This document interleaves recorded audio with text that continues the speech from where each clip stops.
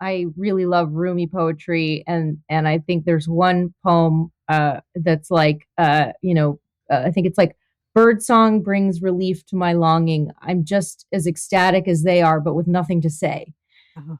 And I really I feel like that's what I know that all of course all the bird nerds out there are probably going to attack me now, but so because I know that they do have something to say biologically speaking, but I just hear bird song and it feels like yeah like an ecstatic sound from the tree and the skies that in the grand scheme of things, doesn't really feel like it has a point, but it's so beautiful and they're doing it anyway. And I kind of relate to that as a singer and as a sound maker, So that's my romantic version of birds and bird song. Welcome to the Back Catalog Listening Party, your weekly musical happy hour where musicians pick an album from their back catalog and tell the stories behind their favorite tracks in front of a live online audience. This week, we talk with folk artist and self-described word nerd, Heather Maloney.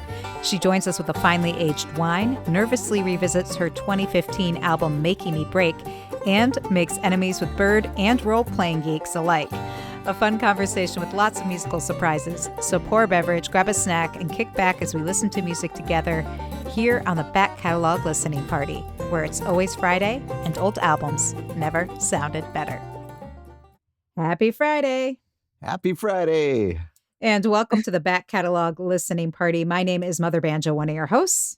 My name is Anthony Ihrig, the other host. And joining us today from our home in Western Massachusetts, we have Heather Maloney. Hi. Incredible. Folks are excited. We need this happy hour bad today. And right. Alan says, happy Friday, everybody. A wee dram of double oaked bourbon tonight. Nice. Just to warm the cockles. That sounds pretty good. Sure does. Connie joining us from Richfield. Hi, Connie. Hey, Connie. David, hello all. Very much looking forward to tonight's taping. It's a green tea night for me. Ooh, very nice. And Christopher enjoying a Guinness 0.0 from Savage, Minnesota for today's show. Very good. Excellent. Nice. And Tony, what are you enjoying tonight? I'm also going the NA route, but I'm trying a grapefruit IPA from Brooklyn Brewery. I just took a sip. It tastes like a hoppy Fresca. But it's actually it tastes really good. It's like a taste of summer. Yeah, Ooh, yeah. It's like crisp and refreshing. Nice. And it's in your Back Catalog Listening Party pint glass, which is the best part. So everything tastes good in that. Heather, are you enjoying any kind of beverage or snack tonight? I am. I bought a Pinot Grigio in 2020 and I opened it tonight. All right. So, it's probably aged a bit too. Yeah. Isn't 5 years supposed to be the year? I can't remember. There's some time period where even if it's a cheap bottle of wine, it's supposed to get better, after that amount of time. So, I don't know anything about it, but this is what I felt proud that I did this. So. Yeah. Well, way to break out something good. I just tapped into the box of wine that was in my kitchen. So it's some kind of red blend, but nice. it's doing the job. Solid. So cheers, everybody. Cheers.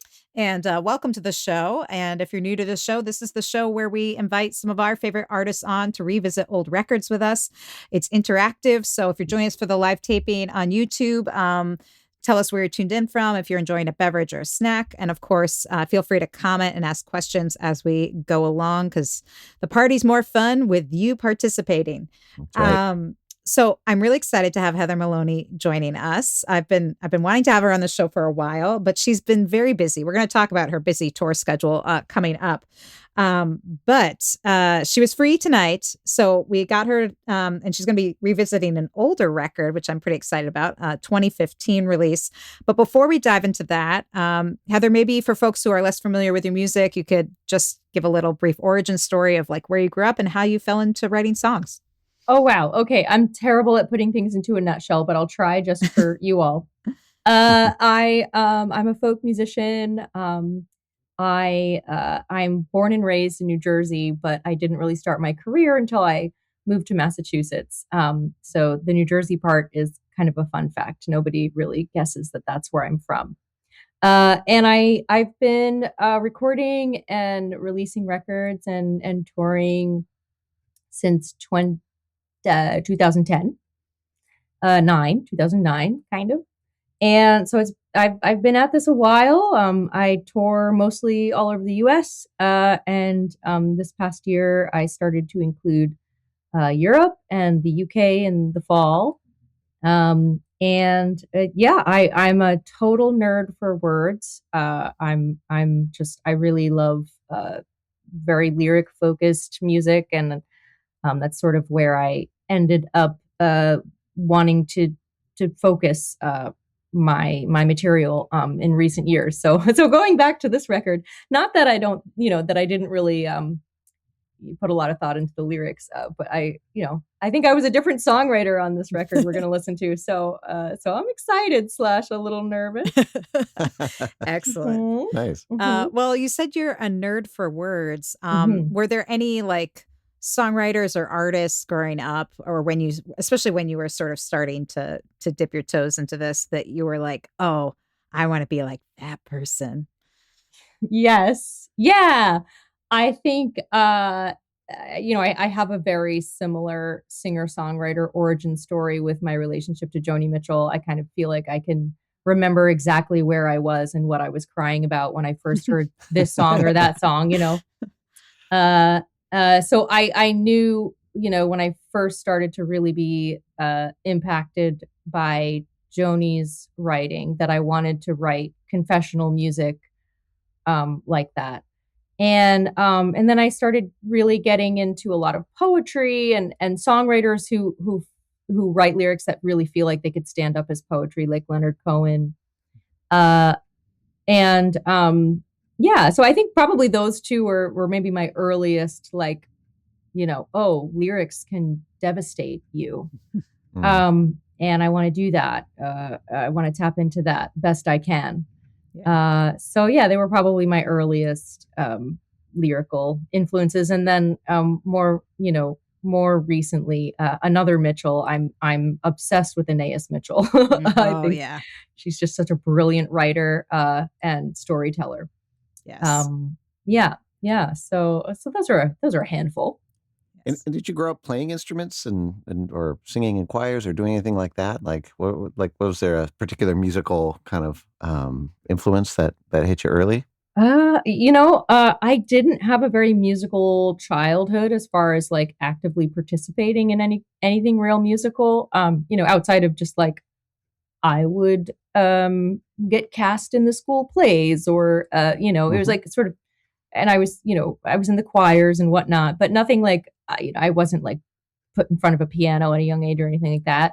Um, I think though, because I was raised by hippies in a house with no TV or sugar, um, what I gravitated toward was my parents' record collection. So I like Mm, the only like electronic form of entertainment in the house was a vinyl record player, and so that was my world. So I think, nice. yeah, the music kind of came from the outside in there for me. Yeah. Cool. Very cool. Well, I can't wait to dig into one of these old records. And this is the name of the record we're going to revisit tonight is Making Me Break. It came out in 2015. And before we listen to the first song, is what was the reason you wanted to pick this one in particular? I don't, okay. Like, it felt like totally, like something totally different, you know? Mhm. Mhm. And I'm so far removed from who I was when I wrote and recorded that. I just thought it would be kind of, you know, interesting and a little mysterious, and maybe even like psychologically like enlightened. Like maybe I'll unpack some stuff here, with a little retrospect. I don't know. So yeah, I think I was just kind of just Curious. going with my gut, and yeah, trying to. I almost picked the one that came out a few years later, but I don't feel like there's not a lot of mystery with that one quite yet. I don't feel, as far removed from it. So I just went, oh, what the heck. I love that, by the way. We'll unpack it. Yeah, exactly. Oh, I'm excited to unpack this. And also, I love your adventurous spirit. Like, that's why you chose it. Because you're like, I'm not really sure, which is fair because most musicians don't listen to their old records. But we like to torture musicians by making them do it in front of us. So I'm excited to do that with you. And we're going to listen to the first track you picked to feature from this record is Otherwise. Is there anything you want to say about the song before we take a listen? Oh, I guess one thing just popped into my head. I think one of the lines is actually directly inspired by a Leonard Cohen lyric when in his song he says what's the song where he says like a bird on a wire? Bird on a wire. It's bird on a wire. Yeah. I'll try in my own way to be free. And so that kind of got me thinking what are a whole bunch of other contexts where we have to sort of work out what freedom looks like. So that's where the song was sparked from. Yeah. Excellent. Well, let's give it a spin. This is Heather Maloney with Otherwise here on the Back Catalog Listening Party.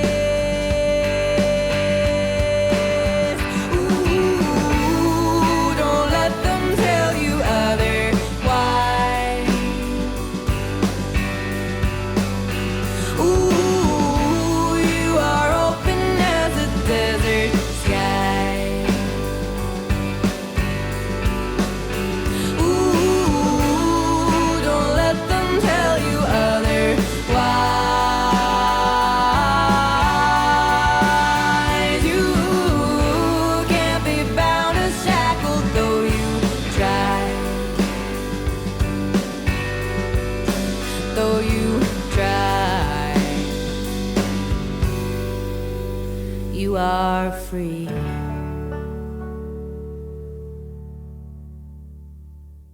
Love the banjo at the end of that. Yeah, that didn't get past me either. I know you're surrounded by banjo players, Heather. So we were like, yeah, I heard those few notes. Yes. That's a way to end a song. No, it sounds great. It's funny because I actually didn't notice much banjo earlier, so it was kind of nice to have a little moment. Surprise banjo. I didn't even know one was in there. And maybe that's the only part that got left in for all we know. I don't know. Or maybe someone else heard it, but I didn't hear it earlier. I didn't either. I was at the very end. I was like, well, hey, look at that. Wait, so I played the tenor guitar, but that was a banjo. It sounded like it. For sure. Okay. Yeah, because I know the tenor guitar is like, banjo adjacent, but it's but that was like, yeah. I heard was a that 5 or 4 string. I don't know how many strings it was, but I could hear that banjo tone. Mm-hmm. Yeah, exactly. Well, it sounded great. And this is one of the great things about this show is like, because we're just listening and not doing anything else. And, and you haven't heard it in a very long time. So like there all kinds of things kind of come out and surprise us, right? And you hear different things with every listening. But yeah, the banjo is great. But I had a few things that I circled in my that did catch my ear. But my favorite was right in the beginning, and it's throughout the song, but it's very noticeable in the beginning. Is that kind of rhythmic? Is it a vocal that's going like in the background? Oh yeah. I don't. Okay, so or was that an instrument or an electronic thing? It was like it has sort of like an electronic sound. Yeah, at first right? I thought it was like my kid making noise or a cat or something, but in my house, but it was in the recording. So it might have been like a heavily, manipulated, acoustic, like an instrument. I'm not actually sure what that was. I worked with a phenomenal producer I made that record in Nashville, and Bill, oh gosh, I'm blanking on his name and I shouldn't. Bill Reynolds. Bill Reynolds produced that record. And just a sweetheart and a phenomenal musician. I was familiar with him first because I had seen him in the band Band of Horses. Mm-hmm. Yes. And then I learned about his production, and at the time I was just really interested in making like a sparkly indie rock record. And he was like, and he cared about the song and lifting the song up and centering the vocals and the narrative. So, and having a big sound. I was really interested in both of those things. So he was like the guy, and it was great. Yeah. Well, I think you achieved that goal for sure on that song. Because I was impressed with the production that it didn't feel like in any way overdone. Like, again, your vocals were very centered, but it definitely had this great lift and boost for what the song's themes were. Yeah. I'd be curious too, if, did you bring a band in with you, or was this a band that was put together in the studio? What was lovely was that the musicians so Bill really assembled our team down in Nashville. And of course, making a record there is so wonderful because, everybody's there and everybody's amazing.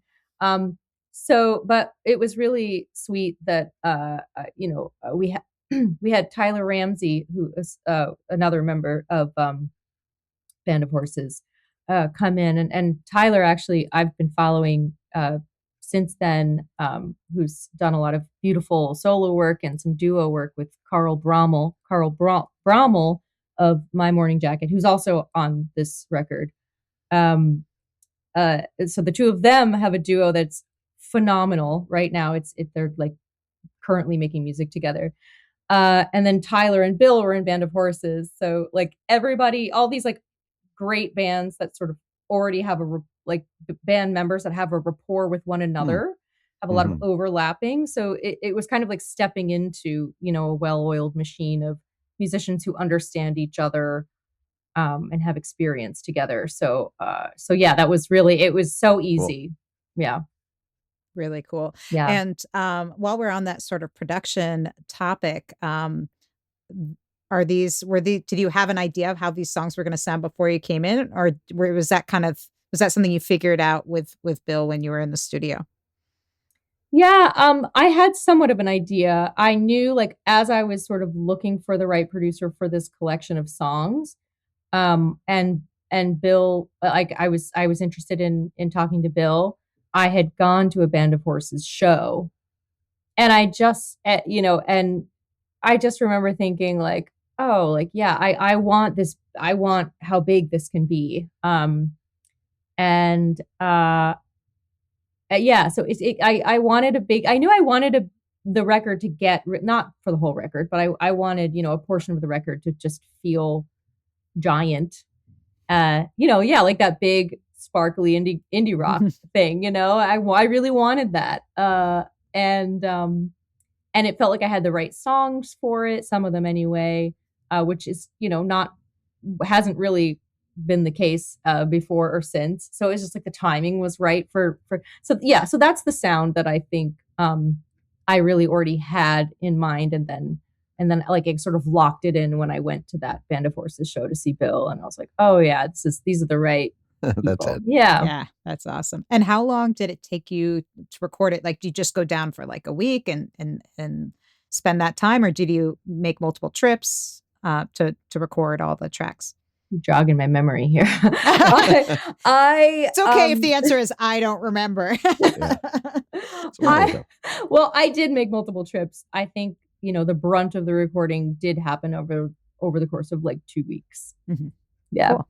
Yeah. Well, it's sounding great, and folks are loving it. And we have a few folks who joined the party. Ryan and Alinda joining us from New Haven, Connecticut, and Diane joining us from Michigan with Riesling.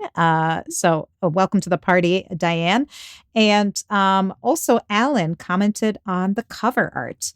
Yeah. So let's look at this. This is beautiful. What can you tell us about this, and who did the artwork for it?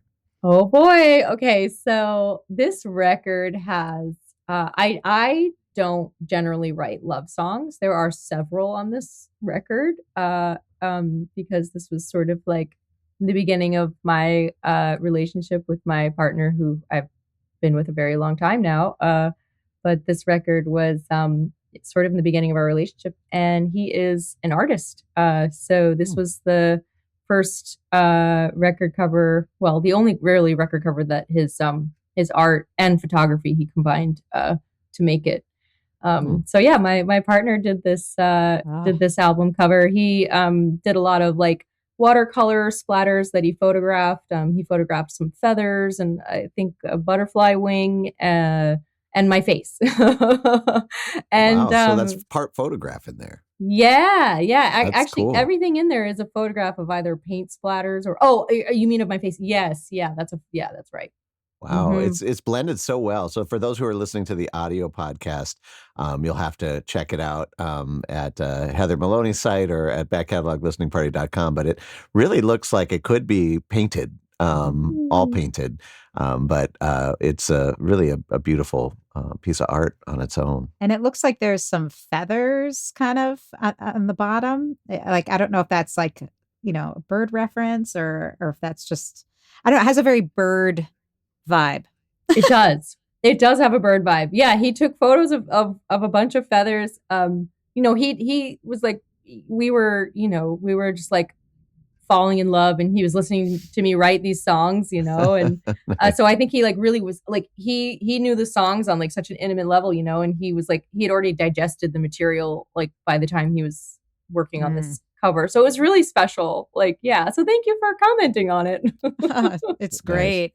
And also I love that cover not only is just a beautiful cover and very striking with lots of layers to it, but I also really love that you looking at it now reminds you of like that time when you were like earlier in your relationship, which is that's one of the amazing things about revisiting these old records. It's like it's not just the songs, but it's like the whole process of making an album, including the artwork and all these other pieces that take us back to a different time in our lives, which I think is really special. So very cool. Well, kudos to him. And does he do artwork for other people, or is he mainly just doing artwork, other kinds of artwork? Yeah, he's been an artist for a long time, although in recent years he started doing art for like board games. Oh, interesting. And also cool. like, how there are like dungeon crawl games like D&D or whatever that have like or Magic the Gathering. Sorry, nerds if I'm We're gonna get a bunch of oh no. emails. I'm a nerd. I'm a tabletop board game nerd 100%. But in the like role playing game arena. I am not educated, but they are, there's a lot of art that goes into the cards and the everything, and so he was doing art and graphic design for board games for a long time, and then he got into board game design. So now he does tabletop board game design. Very cool. Yeah, I love it. Very cool. Well, very neat. Again, you can check out the cover of this album. If you go to backcataloglisteningparty.com and go to this episode with Heather Maloney, you'll be able to see in our show notes the cover of the graphic. Also, the best way to get this album cover and to see it is by actually buying a physical copy of it. If you go to bandcamp.com or heathermaloney.com, you'll be able to purchase, because she still has CD copies. Apparently the vinyl's gone, but there are still CD copies. So you can get artwork. You'll get the high-res files, which we always recommend, because we've only listened to one song, but I'll tell you, that sounded amazing on the headphones. So yeah, it really did. So yeah, it goes a long way to supporting artists these days. heathermaloney.com. Go pick up this and a bunch of her other records while you're at it. Yeah, exactly. Oh, thanks, guys. Hey there, would you like to be part of the live show? Well, become a member of the Back Catalog Listening Party Patreon, and you'll get a backstage pass to weekly online tapings where you can ask the artist questions and participate in the live chat with a fun community of like-minded music nerds. You'll also get a first look at upcoming guests and receive invitations to special live streams and private after parties.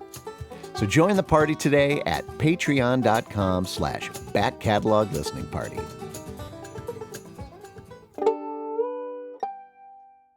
Right now, we want to get to more music. And this next song that you picked to feature from this album, Making Me Break, is Dandelion. Is there anything you want to say about this before we listen? You just keep setting me up for like these perfect segues because this is a love song. This is a love song nice. To that guy. Well, I'm glad it's that guy, not some other guy. So.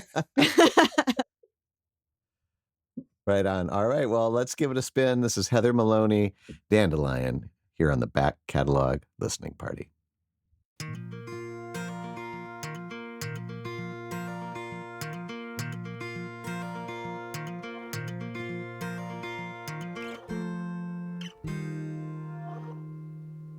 I have nothing but these weathered hands, and I live nowhere on this wild land, and you are royal, but your head is bare, and something precious should be placed up there.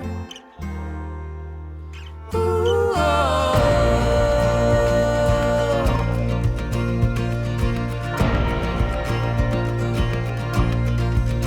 And the dandelions will give me gold to use, and the deep delphiniums will bring me sapphire blues, and the wild roses will bring me ruby red, and the morning dewdrops are crystals for your head.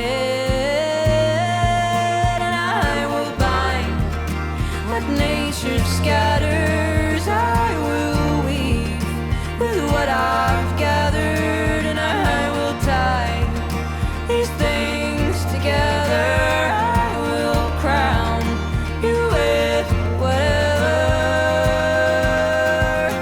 grows prettiest, grows prettiest. And you have nothing but that weathered heart, and you live somewhere inside that wild body majesty. You and your garland crown magically fade away into imperial ground. Ooh, oh.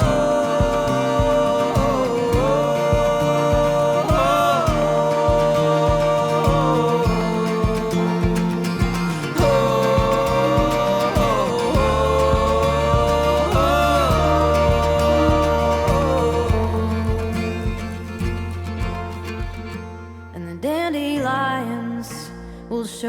how to die, and our souls are bursts of white, designed to fall and fly, and every star above will be our noble guide. And when we land again, we will grow side by side,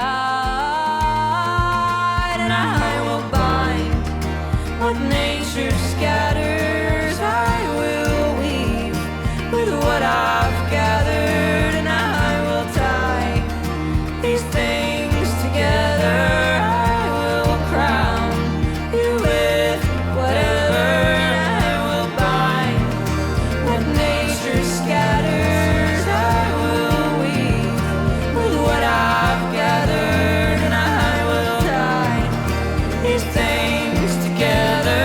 I will crown you with whatever grows prettiest, grows prettiest.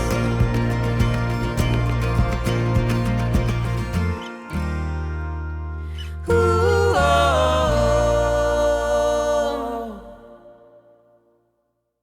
All right. Heather Nice. Maloney with Dandelion from her 2015 album Making Me Break, which we're revisiting today on the back catalog listening party with Heather joining us live from her home in Western Massachusetts.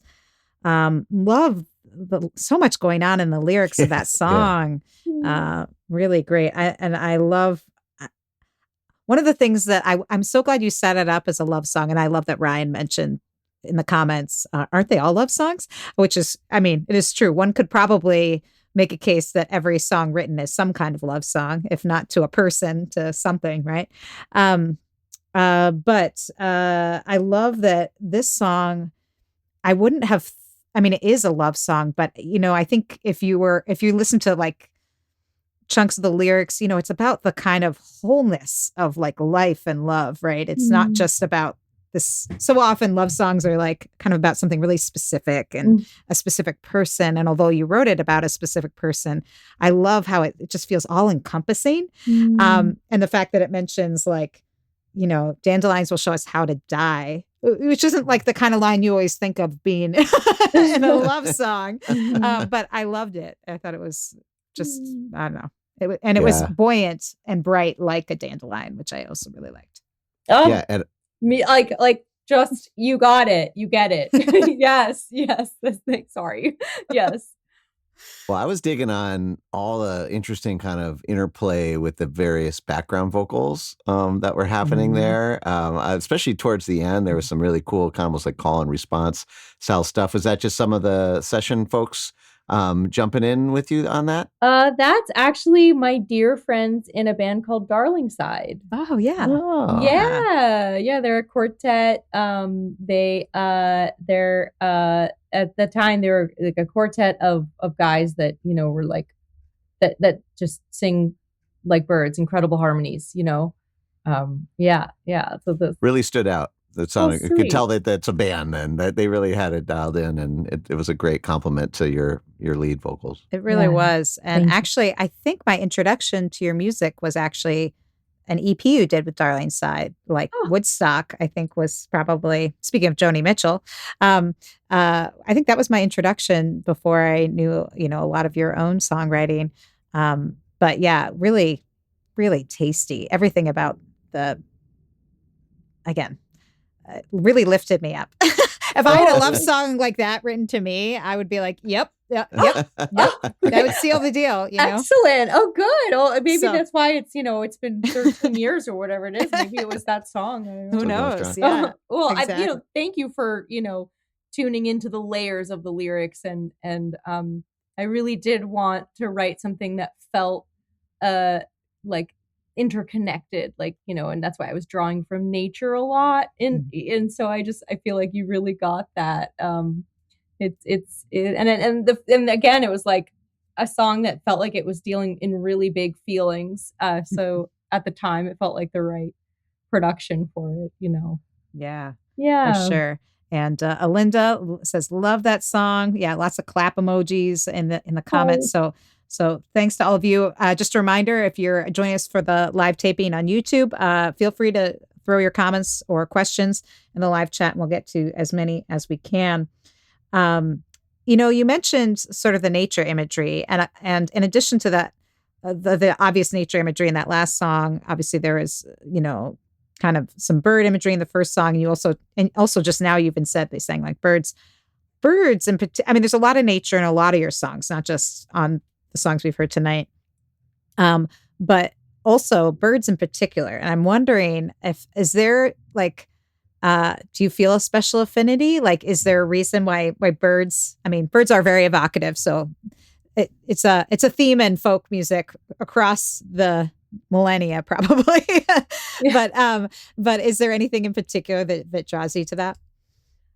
Yeah, it's true. How can we stay away from something that flies? It's like it's of course it's just terribly romantic, and I do kind of stumble into my use of birds, and a lot of plant material, a lot of flowers. I'm also named after a flower or a shrub. I'm not sure, one or the other.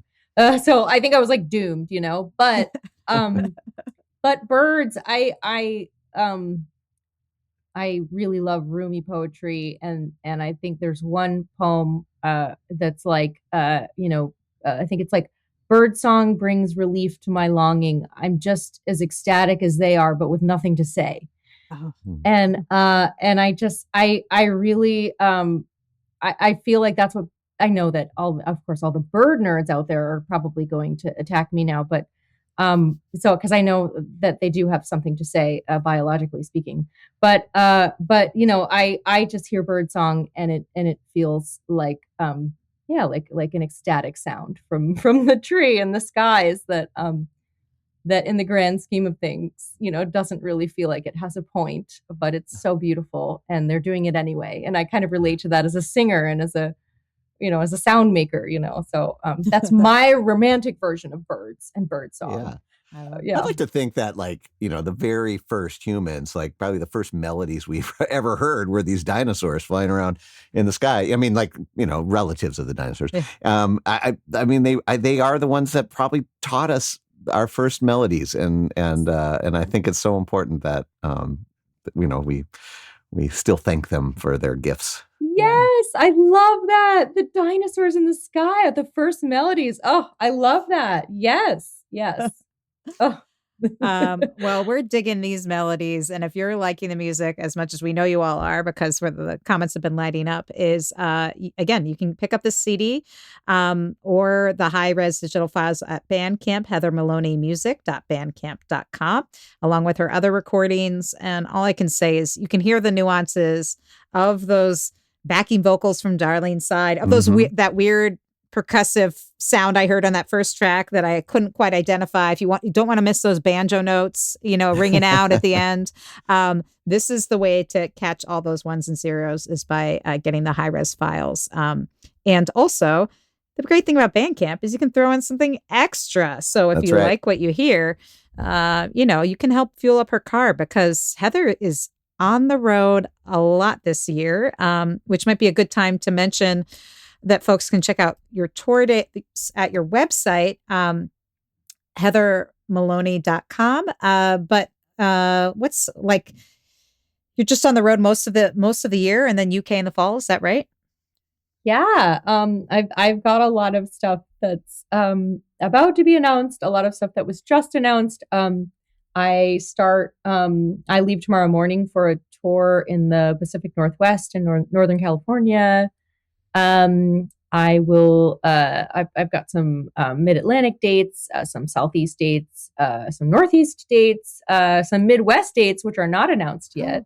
Yeah. Yeah, like almost every region. All right. Yeah, almost every Heather region. Maloney's coming to a town near you, folks. Yeah, that's right. heathermaloney.com, and you can help fuel up her gas tank and help pay for those expensive airline tickets by going to buy some music as well. So a couple great ways to support Heather. Again, the two best ways to support artists' music these days, both in terms of a vote of support, moral support, as well as financial support, is by buying music and buying concert tickets. So do both of those things if you like what you hear.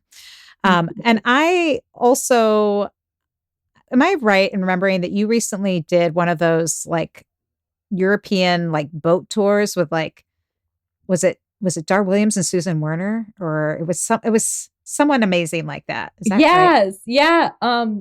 Dar ended up rescheduling. So that one was with Susan Werner and Lucy Kaplansky. Oh, Wow. Yes, it was it. I know. I saw that and I was like, can I do that? And I was like, yeah, I can't. But it Maybe was, the back catalog can do like a boat tour oh my someday. gosh, that'd be amazing. A cruise. Yes, Of course, it'd be yes. just like a cruise of the Mississippi because that's like all we could afford. But it would be awesome. Yeah. But I I would was be just there. think I would imagine, those two, of course. I mean, all three of you are amazing artists, singers, songwriters, but also like I would imagine, given that there is a age generational difference, like you might have actually been listening to their songs when you were getting started. So, like, do you have to ever like pinch yourself like, oh my gosh, I'm on a boat with these folks? Because I would just be wearing my fan hat all day, you Oh know. yeah. Oh yeah. I mean, it's crazy. Like, I mean, I've felt that way. I've been so lucky to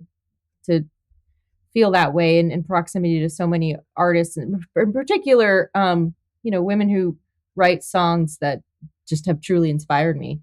I just feel really fortunate that I've ended up in there, in some of these orbits. And yeah, I mean, I the first time I toured with Dar, I was like, I can't internalize this. It's gonna like I'm just gonna dissociate until I get home, and then Yeah. but yeah, I also just think that like take Lucy, who I just love, and we've crossed paths in the past, but we've never been on a boat in Europe together. So that was for a week. So it was just I just really felt that our friendship, really grew and deepened. And I just she's like one of those brilliant people who's like also just like equally disarming and like just not willing to make you know make it weird, or like just not willing to participate in the can I swear? I Oh almost yeah. Yeah. oh Yeah. not willing to participate in the bullshit, Yeah. Yeah. Yeah. and make it not feel hierarchical in any way, or it can be Yeah. weird when you're Yeah. coming up and you're the younger one, or you're the whatever, and I just the especially the women that I've ended up in orbit with have been so not that. Mm. They've truly been there to lift up, and just be a friend. Be encouraging, be a friend. It was just like the vibes were so good. And we did impromptu 3-part harmonies with the three of us, which was like it was like magical. It was like totally magical. It's like, I'm sorry to say, but it really was. I know. I'm not No surprised. apologies necessary. And Lucy is like the harmony queen. She Yes. is just so, it's just so second nature to her. Mhm. Well, I just want to make a little mention that Lucy Kaplansky, Susan Werner, actually, and Dar Williams have all been guests here on the Back Catalog Listening Party. So Oh. you can check out their episodes if you want to do that at backcataloglisteningparty.com, because all three Those of are them. three of the best Yeah, in yeah. our archives, Yeah, actually. so So you should do that. I want to kind of piggyback on that question, and just was asked if there was any kind of musical mentors that kind of helped you walk the path of a professional, singer, songwriter, musician. Was there anybody in your life that really kind of got you out there? That's such a great question. Yeah, I mean, Dar is certainly one of them. I think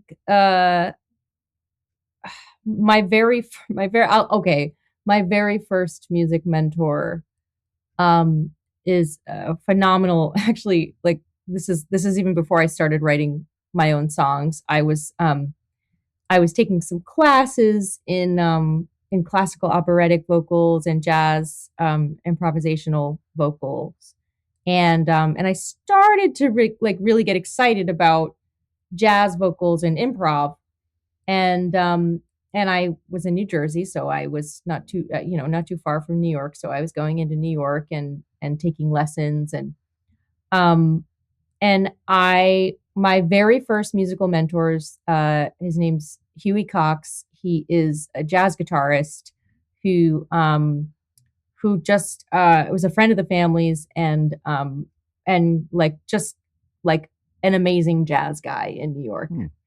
And he was one of the first people to like tell my parents like you should let her chase this down. Even when my parents were like, musician? No. And he's like a professional musician. He was in Richie Havens' band. Like he's toured the world. He's played with like the Temptations. He's a career guy, And so I think he really was the first person to like validate or to like give some kind of validity to my idea of doing this. And then he like shoved me in front of jazz bands and like it, like legit ones. It was like trial by fire, probably. I don't know how that worked out. I don't want to think about it, but I like, anyway, he was sort of like the first person to believe in me, and he really warmed my parents up to the idea, and I really just kind of owe everything to him, Yeah.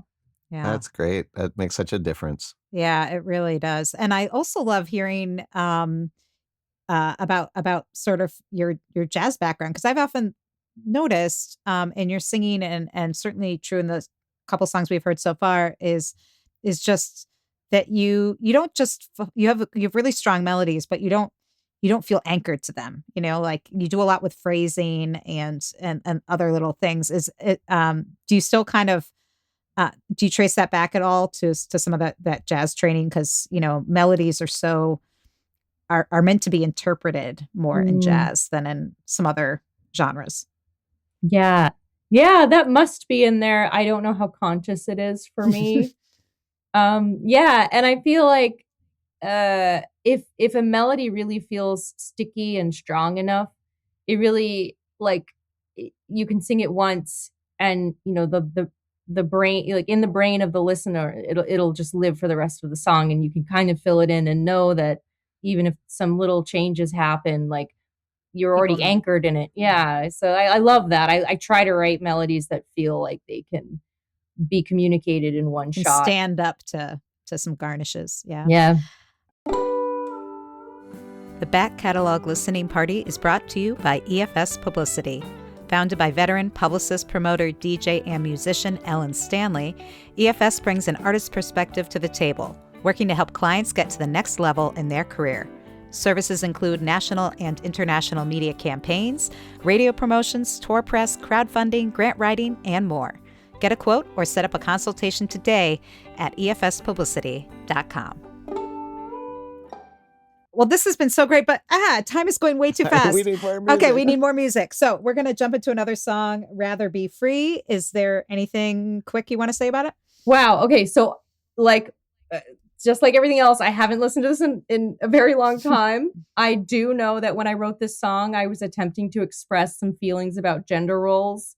So it's interesting because I feel like we've all done a lot of learning since like 2015 or 14 when I wrote the song. So this is going to be an adventure, and I feel a little bit vulnerable, but I'm I'm more excited than scared. Okay. This is Heather Maloney, Rather Be Free, here on the Back Catalog Listening Party.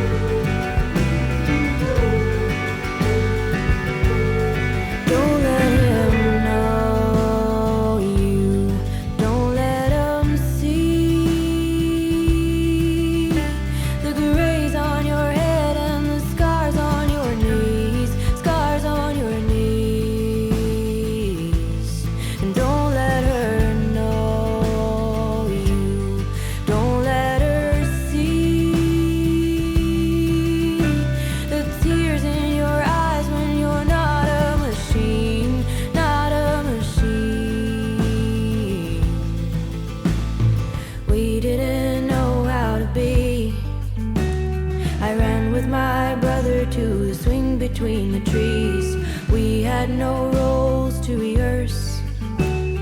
We flipped a quarter to see who first. We didn't know how to be. I could go higher, I'd touch the sky with my feet. But you don't let him know you don't let him see. You're a thinker and a fighter and a captain at sea, captain at sea. And you don't let her know you don't let her see. You're a lover and a dreamer in the passenger seat, passenger seat. We didn't know how to be. I ran with my brother to the swing between the trees. We had no roles to rehearse. We flipped a quarter to see who would swing first. We didn't know how to be. I could go higher, I'd touch the sky. I could go higher, I'd touch the sky. I could go higher, I'd touch the sky with my feet. But you don't let them know you don't let them see. You're tired of pretending you'd rather be free, rather be free.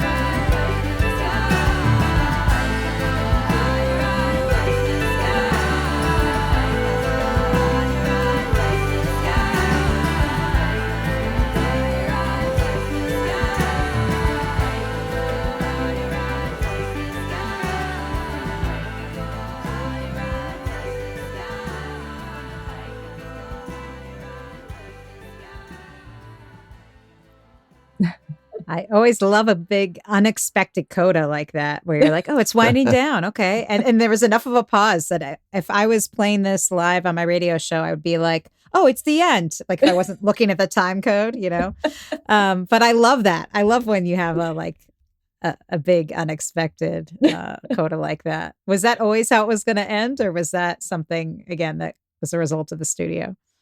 I think so like, it's weird because like I knew that I had written that part, but I like while I was listening, I was like, how did we approach that? I don't like so so it was a little bit of a surprise to me too. I know. I thought I saw you laughing. You're like, what? Yeah. I knew it was there. I don't remember there being that big of a space, but yeah. Love it. And Christopher says, wonderful vocal range expresses emotion. Yeah, I agree. And was I right in hearing that like during like the bulk of this, I mean, obviously at the end, there's lots of vocal layers and call and response. But earlier on, is your voice double tracked, like just in unison? Yeah. On that? Yeah. It sounds really great. Oh yeah. Thank you.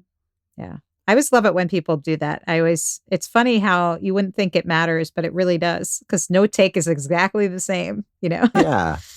So true. It adds to that fullness, that lushness that you're after. I think you nailed it on the production. Or this production has got that bright, sparkly, big indie, kind of sound. It really sounds right. great. And you feel like, you want to be free. Yeah. Yeah. Yeah. Yes. I it's like, it's so funny because it's not the my approach today, but it really is like, you both said to me, by the way, like, I think probably before we started the episode, that, a lot of artists are like a little trepidatious to listen to something old, but they're always like pleasantly surprised, which is comforting. I hope that's actually proven to be the case. It has. You're absolutely right. You can add another one to the list because Good. like I was kind of like, it's 10 years is like all of my cells have completely turned over. I'm literally. I feel like mine have changed even in the last month. So I think it's 10 years is a lot. I think 1 month equals 10 years in today's time. Yeah. I think so. Yeah, it's like dog years or something. Well, again, this sounds great. And I highly recommend getting the highest res version of these songs that you can. So CD or high res, download those high res files at Bandcamp for sure. Also, you can pick up Heather Maloney's latest record, which again, she's still touring behind, Exploding Star, which is a great record. So if you want to kind of see the evolution, you can do that too. Highly recommended. And I should ask, because these are older songs, I'm guessing some of them might still be in your set list, but you have a lot of material to choose from. Are any of these songs that you still do in your live shows? Okay. Thus far, Dandelion has sort of fallen off rotation, but is the most recent. The other two, a Dandelion, it's also been years. Mm-hmm. But I recently had someone request it, and I tried to brush off. Bring it back. Yeah, maybe I kind of like arranged a solo live acoustic version of it, and I was like, oh God, this is like what are we doing? But yeah, I'm inspired now to like spend a little more time with it with my trio, make them learn those call and response. So if you come to Minneapolis and you hear like 2 raucous banjo players yelling Dandelion, you know it's me and Tony. So I love it. That's right. That's right. Well, again, you can support Heather's music by buying it, by going to shows. Also, another way you can support Heather is by checking out her Patreon. I know every artist uses their Patreon in different ways. What are some of the things that people can expect if they join your Patreon, Heather? Oh, thank you so much, and thank you for the boost and the support you give to all the working musicians who do your show. Patreon really is the only place I'm like kind of I share like a little bit. I'm not. I know a lot of people are so great at sharing their lives on social media. I really pretty strictly keep my posting on all my social platforms to just strictly where I'm playing and music related things. Patreon is a little bit more where I open up a little bit and I write a little bit about my life and also music in my life. It's a little bit more personal. It's like the only corner of the internet where I feel like I can really relax and share in a way that I don't really do anywhere else on the internet. And I do a lot of I test out new songs. I just wrapped up a video series of live in studio recording where some of the videos were exclusive to patrons. A lot of, it is obviously very music centered, but it's sort of like a personal music personal take on the music. Right. Yeah. Cool. Very cool. Well, so if you're liking your music and you want to see more about how the sausage gets made and what goes into an artist creating art, go to patreon.com/Heather Maloney. And it's another great way of supporting her work. And you get a little more Heather alongside the music, which we highly recommend. And speaking of Patreon, we want to thank our Patreon peeps. Yeah.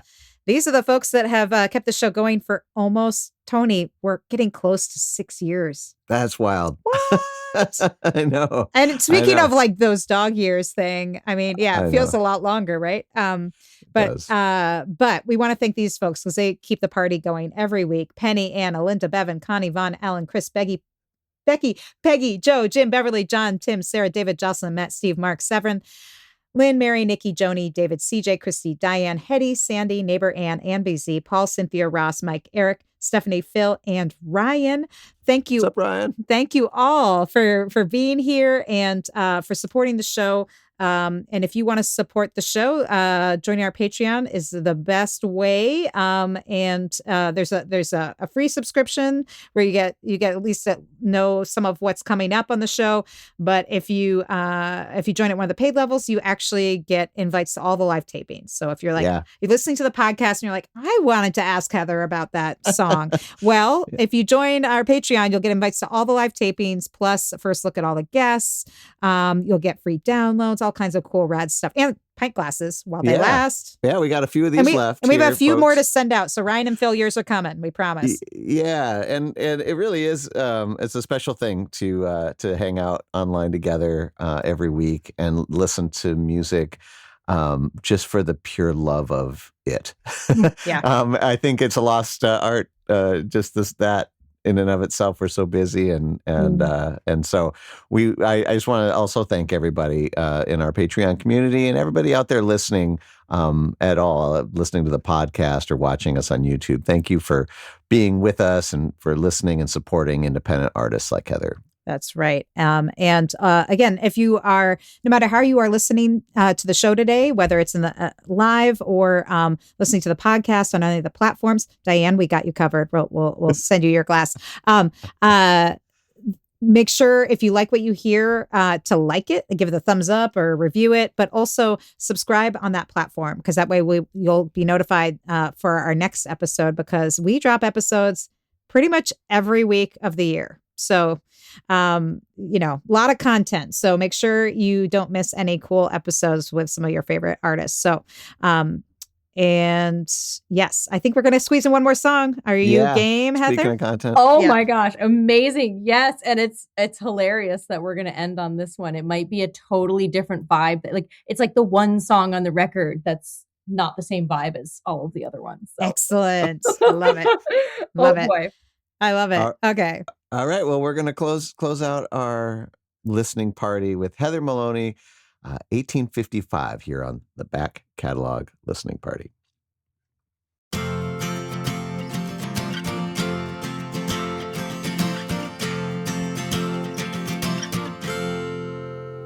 He left seaside daisies on her porch every day for weeks until she showed. There he was waiting with horse and carriage. Would marriage be further down the road? Well, he took her hand, he took the reins without a plan. They found that they were moving toward the sea. The smell of the ocean was liquor, was potion. It filled them as they fell so carelessly.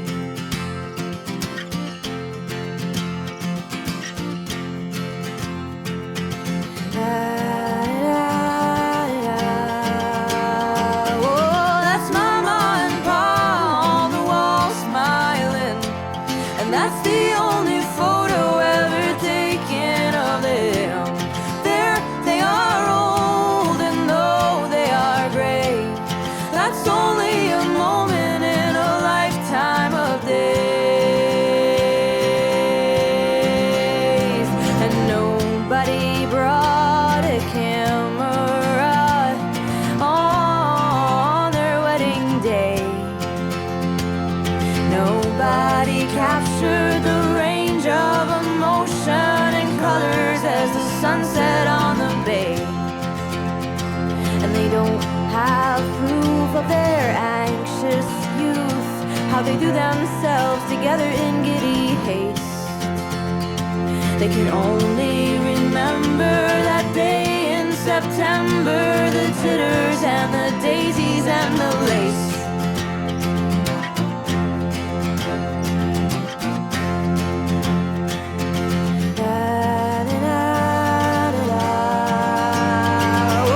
That's Mama and Pa on the wall smiling, and that's the only photo ever taken of them.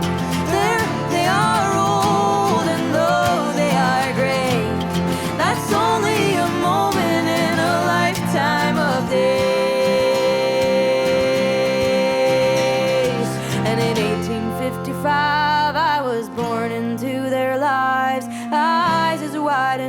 is the Atlantic.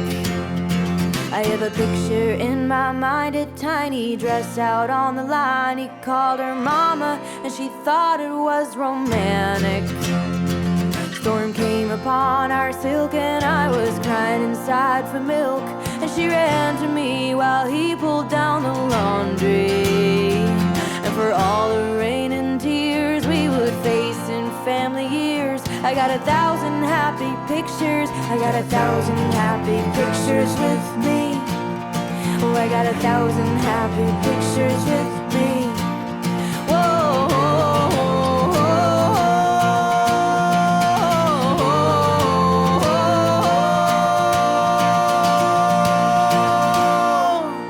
Well, that's my mind pile on the wall smiling, and that's the only photo ever taken of him. They are old and low, they are gray. That's only a moment in a lifetime of days.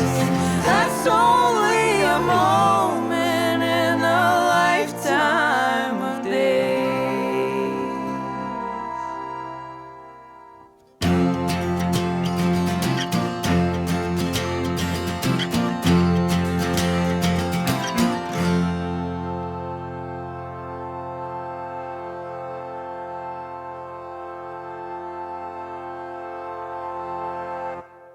All right. That's a long Yeah. accordion stretch Love right it. there. That was great. Wow, I that was love a the great song. Oh, yeah, I loved it. I thought it was a great way of ending the show today. And yeah, and so in terms of like how you felt like it was an outlier, is it more because it's more of a story song or more of the production or both?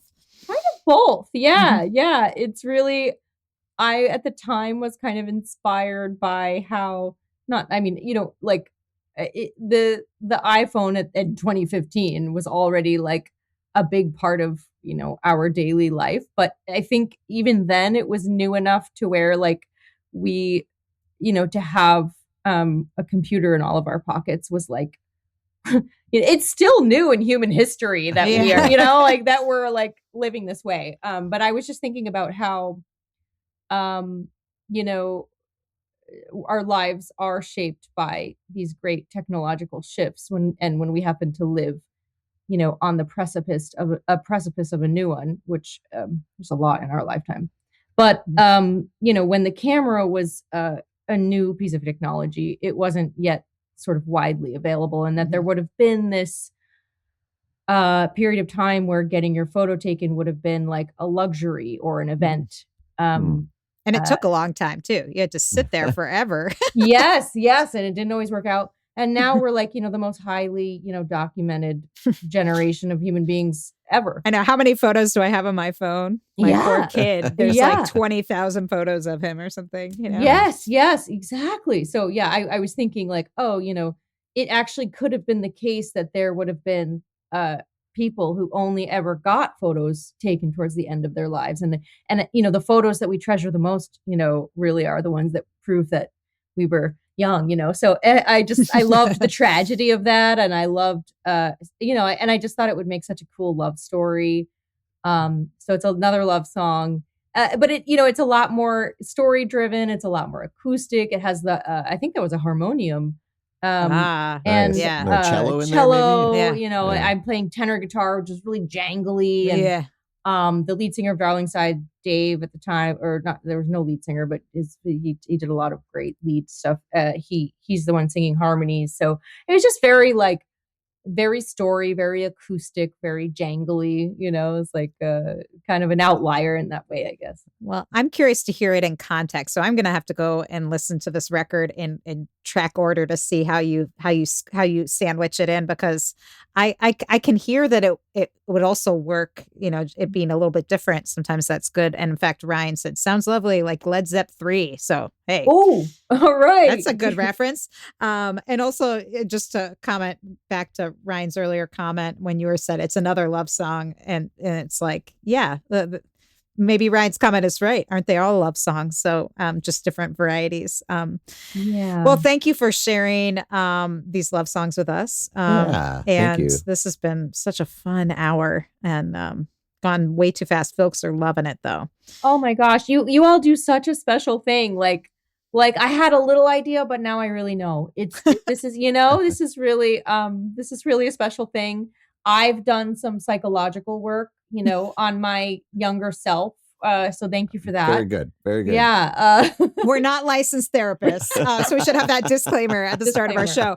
Right. But we are happy if you've gotten something out of it. We for sure have, because we've not only gotten great music, we've gotten your insights and these stories about the songs and the making of the record, which I think is something you just can't get, especially if you're just streaming an album. So. Yeah, and like every week, my pint glass is empty, but my cup is full. Oh. So Heather, thank you. Everybody out there listening and watching and joining us, thank you so much. A lot of love here from Minneapolis to the rest of the world. We appreciate you, and we'll keep supporting independent music and independent artists. We need it now. That is the way. And until next week, cheers, everybody. Cheers. Cheers. Thanks for joining us on the Back Catalog Listening Party. If you like what you hear, please subscribe to the podcast and leave a review, which helps more people discover our show and our guests. And do you want to be a part of the live show, get a first look at upcoming guests, and receive invites to private online parties and live streams? Then join our Patreon community at backcataloglisteningparty.com. Have a great week. We'll see you back here next Friday for another edition of the Back Catalog Listening Party.